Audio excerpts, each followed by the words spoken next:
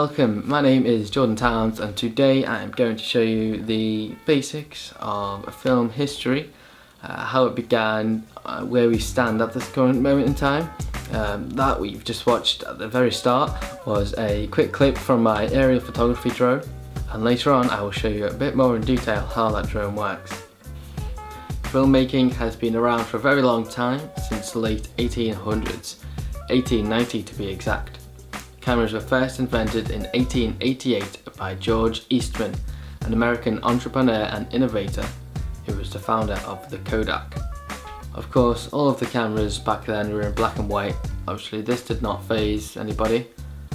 So this was the first ever camera, and it used the soon to be popular roll of film. This brought photography to the general public and became mainstream. The Kodak was a very simple box camera with a fitted focused lens with a single shutter speed. This camera was originally priced at just $1 and was yet again a very basic cardboard box design. Yet it still achieved and surpassed its marketing goal, and to this day the Brownie camera is up there with some of the most important cameras created in photography history. Now moving on to filmmaking's origin.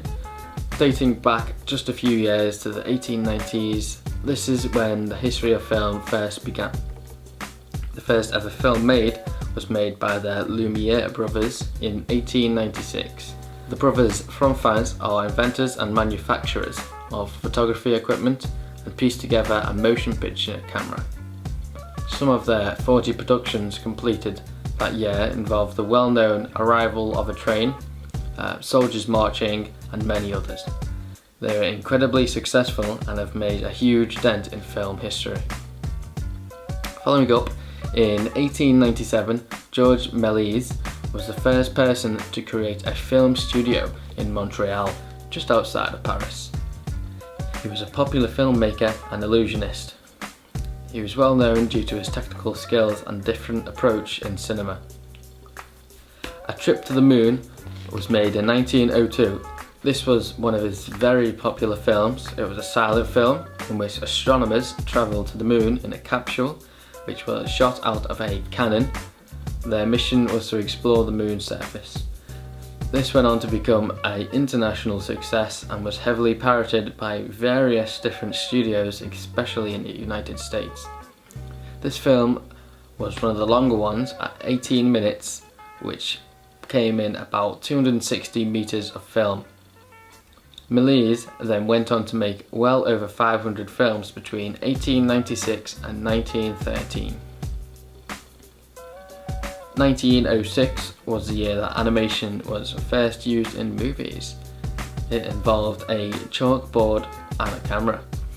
Animation involved drawing pictures frame by frame, taking pictures each time, gradually blending each frame between each other, thus making a moving image, a video. The film consisted of a small stick figure moving about and approaching various different objects. The Nickelodeon was built in Pittsburgh, 1905. It was one of the very first successful theatres that were permanent. It was an indoor exhibition space that was solely dedicated to showing motion pictures that would be projected onto a wall. The theatre was very simple, small, and usually charged a mere 5 cents for entry. Moving on to recent time, camera manufacturers are becoming more and more advanced each and every day, starting with DSLRs like this, which are very compact. We also have a various amount of action cameras which can produce very high quality images and video. We have two different cameras here which are usually strapped onto a drone. This specifically is a racing drone. On top here I have a mount which is specifically designed to take this camera on top here. This can record high definition film in the air as high as you want to take it really. Obviously this is a racing drone, so you're not going to get very stabilised footage, but if you have something more serious like one of these, This is a DJI Phantom quadcopter. It's got built-in GPS, all sorts of stuff. It also takes this GoPro on the front here. This is a gimbal which allows the camera to stay steady while you move the copter around. Obviously these have ranges of miles, so you can take these wherever you want. There obviously is restrictions on how you can use them. As I was saying before, this is a aerial photography drone. This is specifically designed for racing, of course, but I do have a camera mounted on top to record my footage. Underneath on the bottom here we have a smaller analog camera which transmits the feed through into a transmitter here, which runs out through to the antenna on top. This transmits the video feed to either a set of goggles like these, which allows you to see the feed live from the quadcopter while it's in the air, or alternatively you can use a screen just like this one, which also works great too. These systems are very advanced. They can be dangerous, but they do have safety precautions built into them. For whatever reason, if I lose signal from my transmitter, the quadcopter goes into a fail-safe mode, which makes sure that everyone around should be safe without the motors spinning. I will show you a couple of clips right now from both this racing drone, which I enjoy as a hobby, and also this dedicated videography drone. Have a party. Oh shit, homie, don't hurt nobody. Let your knees drop while the beat rock. Need my scheme seem something like P-Rock. You gotta hit the G-spot. Life's too short like an Ewok. Live it, let your nerves shake while the earthquake. Do the bird like it's purple rain. Now say something stupid about girls and drinks and slur your words and sip on Chardonnay. Now roll some up. What you waiting for? Roll some up. Eyes low if you roll like us. So when I say so, everybody jump, jump. Jump. Hey, about to turn a dream to a million, but we don't chase cream, so we feed it to the children. Paint new faces on the canvas as I write classic poems like Sanskrit. Epic, 3 letters, don't forget it. Pronounce soul, but I got soul in excess. The next best to the best, but the best ain't rain yet.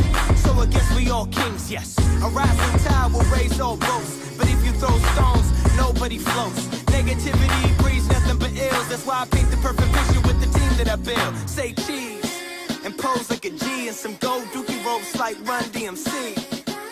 Too many homies on my team, made a whole fucking album with my family.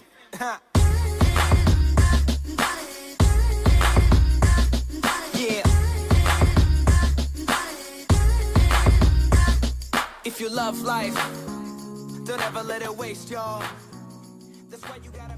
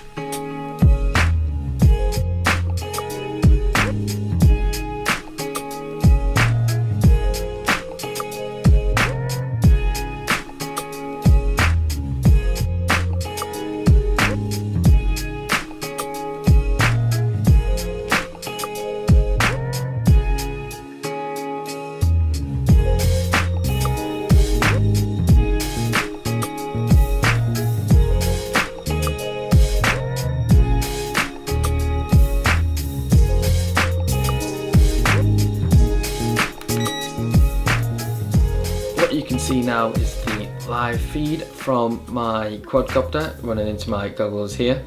Obviously you can see what I can see. I cannot see anything apart from this feed right now.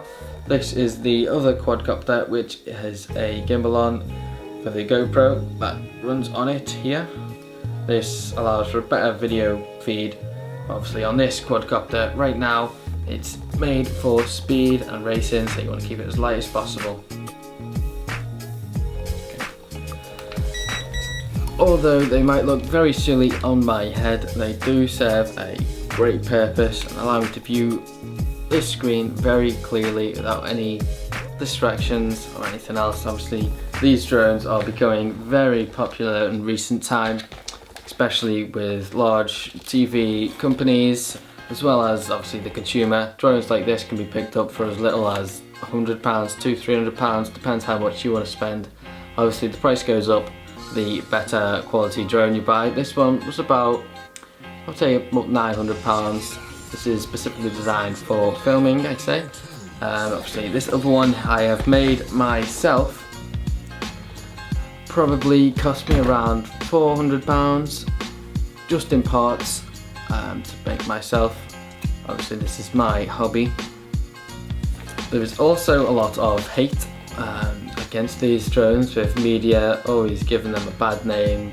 Obviously they are dangerous if in the wrong hands, but for us hobbyists they are not really as dangerous as people might think.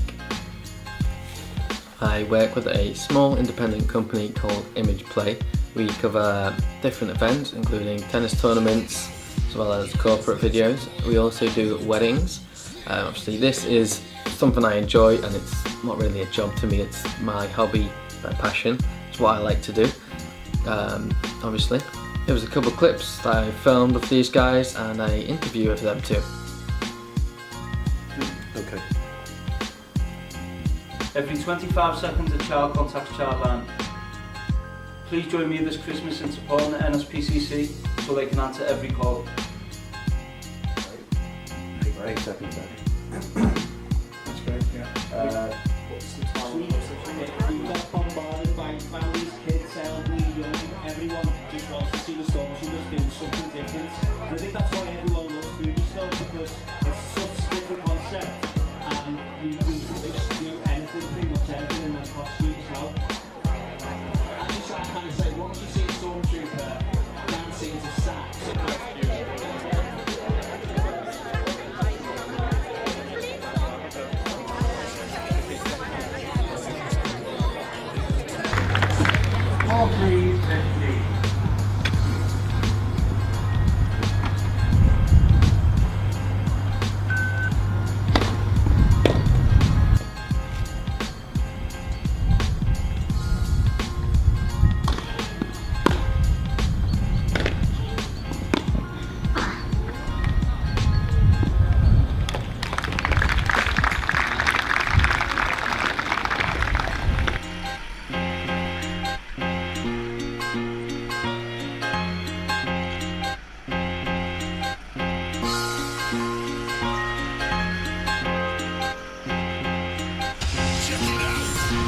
listening to Royal Audio Tunes.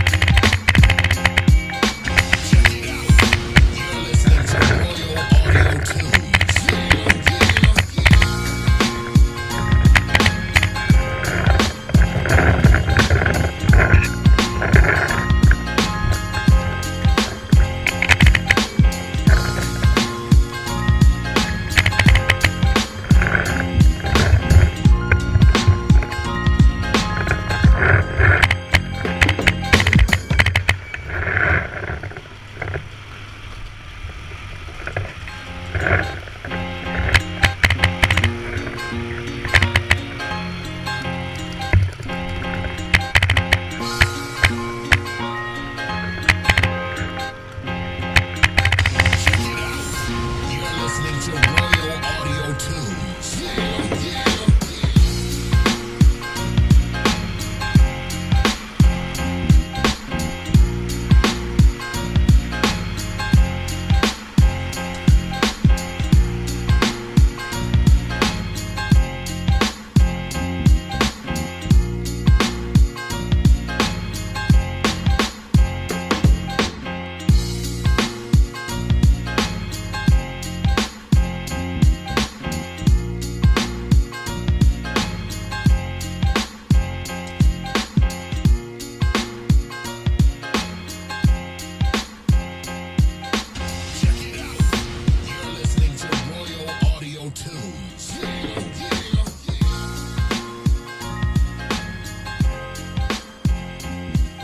name's Chris Wright and I am a co-director with Nick at Image Play Media Services. So how long have you been doing what you're doing? Together we've been doing it about 3.5 years, and the business has been running since 2010, so come into its 6th year. What inspired you? What inspired you to create a film production company? I'd worked in many different areas of business and saw that a lot of them were in decline. I saw Nick and an opportunity there to help Nick develop the business in what I see is what is affordable. 20 years ago you couldn't have done this. Now you can go out there and buy a camera, and with a good skill set you can produce quality videos. So what do you think of the industry? I think there's a lot of work out there, but you've got to go out there and find it. It's not going to find you. There's plenty to do, but it's not going to knock on your door. You've got to go and find it and do quality product that's then going to get you more work. Okay, so what do you enjoy about the job? The diversity. You don't work a 9-to-5 job. You don't know who you're going to speak to. One day you could be speaking to somebody who is a salesperson for a restaurant. The next day you could be interviewing somebody like Wayne Rooney. You just don't know what's going to happen from day to day. And lastly, any tips you'd give a young person like myself that would like to work within the industry to help themselves get out there? Or I would say that if you are any good, then you need to come and knock on Image Play's door, because they're going to help you develop your talents. I think you've got to develop your skill in what you do, the technical side of things, but you've also got to develop the relationship side of things with people, so that they'll want to work with you. It's all very well being able to press the right buttons and point the camera in the right direction, but you've got to be able to forge a relationship with somebody that might then want to work with you to produce whatever it is that they need. Okay, that's great then. Thank you guys. Thank you. Thank you. My name is Jordan Towns, and thank you for watching.